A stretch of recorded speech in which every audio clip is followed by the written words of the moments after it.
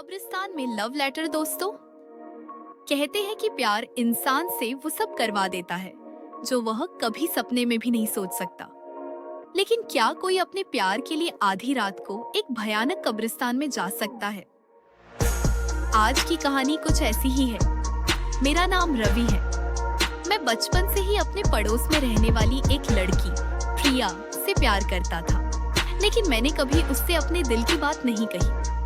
प्रिया पूरे गांव की सबसे खूबसूरत लड़की थी। जब वह नदी किनारे अपनी सहेलियों के साथ हंसती थी तो मैं दूर खड़ा बस उसे देखता रहता था। उसकी मुस्कान देखकर मेरा दिन बन जाता था। लेकिन मेरी खुशी ज्यादा दिन नहीं चली। हमारे गांव में जतिन नाम का एक लड़का था।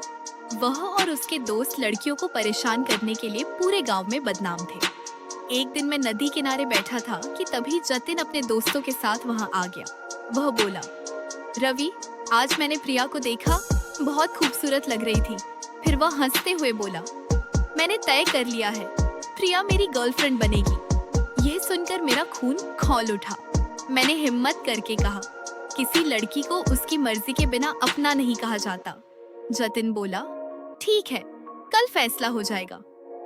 उस रात मैं बिल्कुल नहीं सो पाया। मुझे डर था कि कहीं मैं अपना बचपन का प्यार न खो दूं। अगले दिन स्कूल की छुट्टी के बाद जतिन ने प्रिया का रास्ता रोक लिया। मैं भी उनके पीछे पीछे चला गया। हम सब काली कब्रिस्तान के पास पहुंच गए। जतिन ने प्रिया से कहा, मैं तुमसे प्यार करता हूँ। प्रिया कुछ देर चुप रही और फिर बोली, अगर तुम सच में मुझसे प्यार करते हो तो मेरी एक शर्त माननी होगी। जतिन तुरंत बोला, मैं कुछ भी कर सकता हूँ। प्रिया ने कब्रिस्तान की ओर इशारा करते हुए कहा, आज रात ठीक 12 बजे इस कब्रिस्तान में जाओ। वहाँ एक पुरानी कब्र पर एक लव लेटर रखा है। जो उसे मेरे लिए लेकर आएगा, मैं उसी की दोस्त बनूंगी। यह सुनते ही सबके चेहरे का रंग उड़ गया।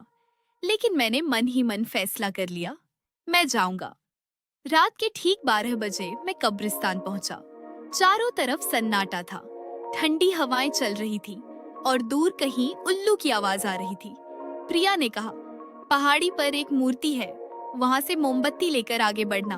थोड़ी दूर पर एक कब्र है, उसी पर वह लव लेटर रखा है। जैसे ही मुकाबला शुरू हुआ, सारे लड़के डरकर भाग गए। अब वहाँ सिर्फ मैं और जतिन बचे थे। हम दोनों दौड़ पड़े। अचानक मेरे सामने एक बड़ा सांप आ गया। मैं डरकर रुक गया और जतिन आगे निकल गया। तभी अचानक एक जोरदार चीख सुनाई दी, बचाओ, चुड़ैल, चुड़ैल। मैंने देखा जतिन मेरी ओर भागा आ रहा था। उसका चेहरा डर से सफेद पड़ चुका था। वह चिल्लाया, रवि, वहाँ सच में चुड़ैल है, भाग यहाँ से। लेकिन मैं नहीं भागा, क्योंकि मेरे सामने सिर्फ एक चेहरा था, प्रिया का। मैं धीरे धीरे उस कब्र की ओर बढ़ा और फिर मैंने उसे देखा। एक लड़की कब्र पर बैठी थी। उसके लंबे बाल उसके चेहरे पर लटक रहे थे। वह बिल्कुल हिल नहीं रही थी। मेरे हाथ पैर कांपने लगे। मैंने डरते हुए पूछा, जी, क्या आपने यहाँ कोई लव लेटर देखा है? कोई जवाब नहीं आया। मैंने फिर पूछा। इस बार उसने मुझे अपने पास बुलाया। मैं धीरे धीरे उसके पास गया और कहा, देखिए, मुझे मत डराइए। मैं एक लड़की से बहुत प्यार करता हूँ। उसका नाम प्रिया है। मैं उसके लिए यहाँ आया हूँ। तभी वह लड़की धीरे से बोली, तो अब तक मुझे बताया क्यों नहीं? ये आवाज सुनते ही मैं चौंक गया। ये तो प्रिया की आवाज थी। उसने अपने बाल हटाए और मैं हैरान रह गया। वह चुड़ैल नहीं, प्रिया थी। प्रिया मुस्कुराई और बोली, मैं जानना चाहती थी कि तुम मुझसे कितना प्यार करते हो। मेरी आंखों में आंसू आ गए। तभी अचानक हमारे पीछे से किसी के कदमों की आवाज आई। एक बड़ा काला साया हमारी तरफ बढ़ रहा था। हम दोनों डर गए। अचानक एक तेज टॉर्च की रोशनी हमारे चेहरे पर पड़ी।